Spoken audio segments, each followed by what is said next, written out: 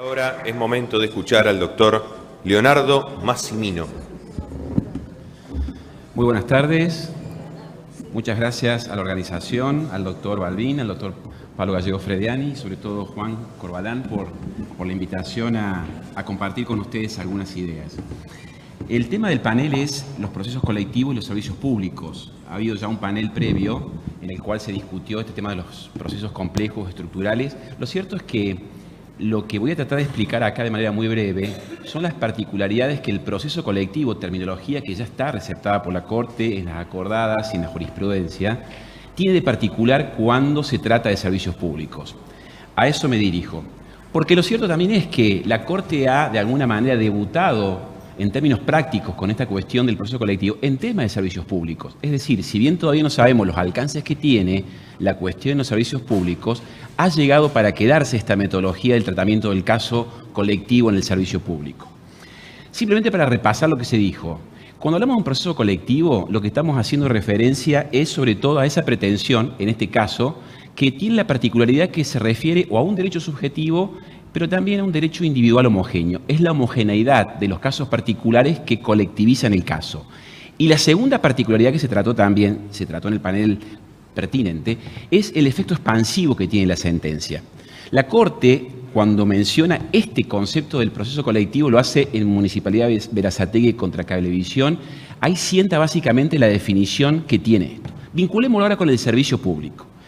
El servicio público es un término, como decía la doctrina, hay tantas definiciones como autores.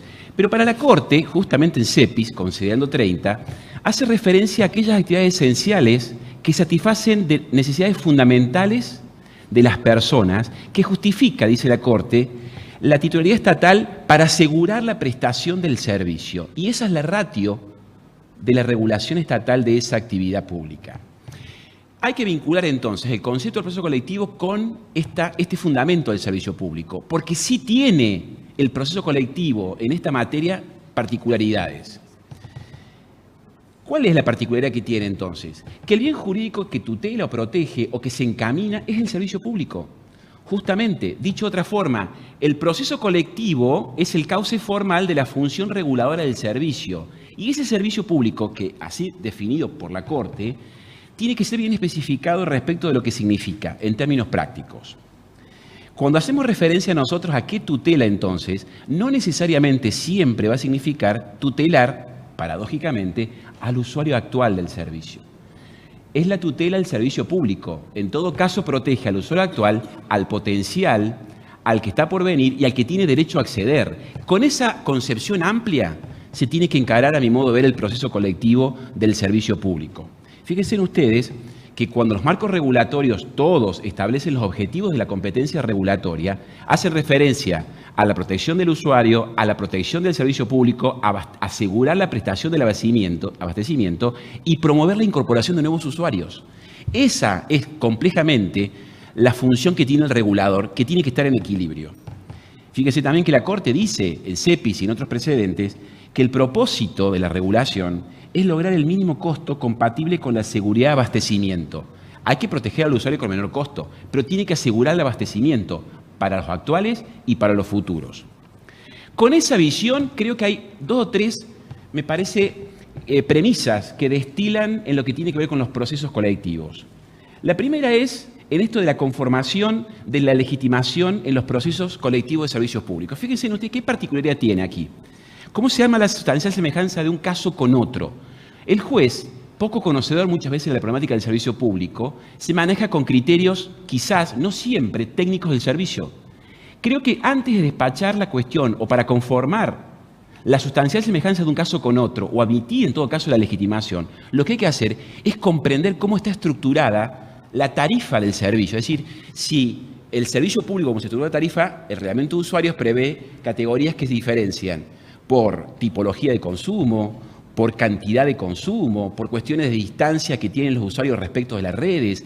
Las tarifas responden siempre a una lógica que no está o no puede nunca estar desfasada de la legitimación.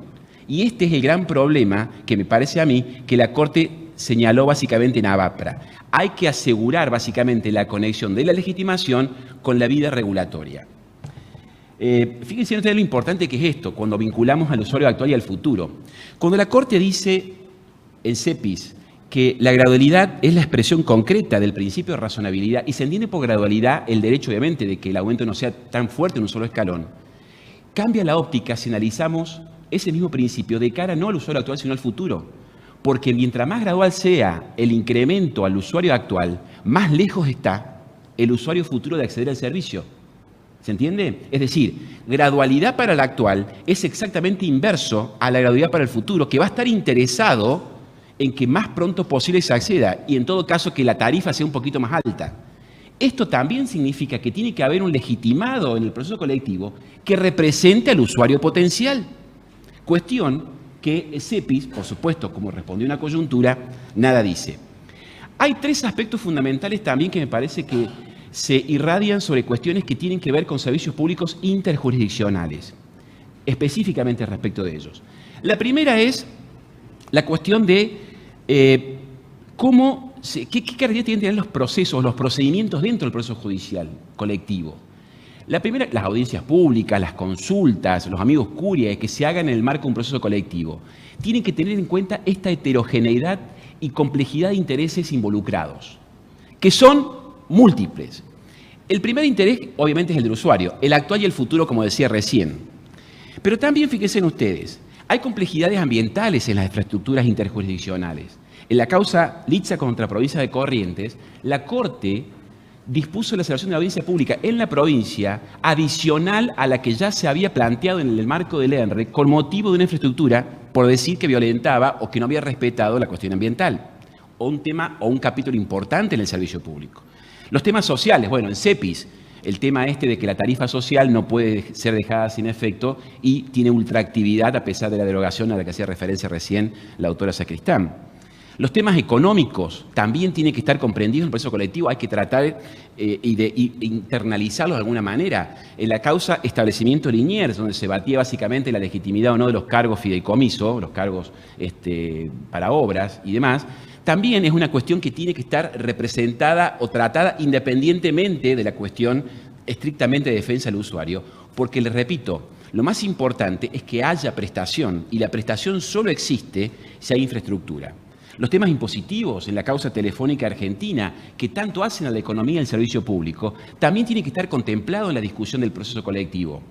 Los temas jurídicos típicos o paradigmáticos que nos gustan más a los abogados y nos alejan del resto. En la causa Ángel Estrada se debatía si el reclamo tenía que ser la competencia del regulador o de la justicia común, y son los que nos dedicamos.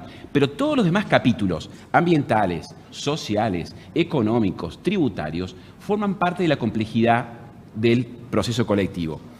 Un tema importantísimo en el proceso colectivo en servicio es el tema cautelar. Las medidas cautelares que se disponen en el marco de un proceso colectivo que tiene por objeto derechos individuales homogéneos referidos a los servicios públicos, es central la cuestión cautelar. Los jueces, en un servicio público interjurisdiccional, ocurre en la práctica regulatoria y en la práctica judicial que los jueces despachan cautelares sin conocer exactamente los efectos sistémicos que tiene la decisión adoptada en el resto del sistema regulado y respecto del resto de los usuarios. Piensen por caso, un servicio público nacional que dispone suspender, o al contrario, asegurar la prestación del servicio de gas a empresas que están ubicadas en Salta y Jujuy, bloquean ese gas que por desplazamiento llegaría a residenciales de Tucumán o Buenos Aires. La pregunta es, ¿quién maneja centralizadamente la cuestión del despacho de gas? ¿El juez de Salta? ¿O tendría que ser justamente, y eso es lo que me parece que procura la acordada, un juez que centralizadamente vea el fenómeno? Para esto se requiere no solamente comprender el efecto de la cautelar, que por siempre va a estar el juez local dispuesto a otorgarla, sino comprender que toda decisión judicial que impacte en un servicio público interjurisdiccional tiene efecto sistémico en el resto del sistema. Y también hay efectos en las sentencias particulares del servicio público. Tiene toda sentencia de proceso colectivo efectos expansivos. Esto es claro, quedó claro en el día de hoy. Pero acá hay una particularidad, creo yo, que es que esta sentencia que recae en esta materia tiene como interlocutor a un ente regulador. Y esto es una ventaja, porque el ente regulador, cuando el sistema judicial le establezca una determinada obligación hacer o regular o prever, tiene justamente en la competencia regulatoria al interlocutor válido y natural, diría yo, para que internalice lo que el juez ordena. Esto sí lo diferencia de cualquier otro tipo de materias. Creo que, en definitiva, las cuestiones que tienen con el procedimiento, con las cautelares, con la sentencia y en el tema de legitimación son los 4 grandes capítulos que tiene cierta relevancia el proceso colectivo y el servicio público respecto de los restantes. Muchas gracias. Muchísimas gracias, doctor Leonardo Massimino.